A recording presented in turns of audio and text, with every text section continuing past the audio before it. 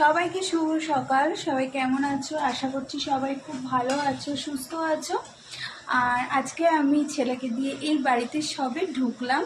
আর সকালের সমস্ত ঝামেলা, মানে সকালবেলা প্রচুর চাপ থাকে কাজের।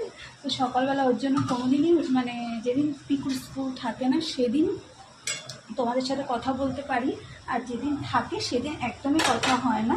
দেখো, তোমাদের সাথে কথা বলতে বলতে আমার চাউমিন সেদ্ধ হয়ে গেছে। তো সকালবেলা আজকে করছি হচ্ছে চাউ। তো এই যে চাউ জল ঝরাতে দিয়ে দিয়েছি কথা বলতে বলতে।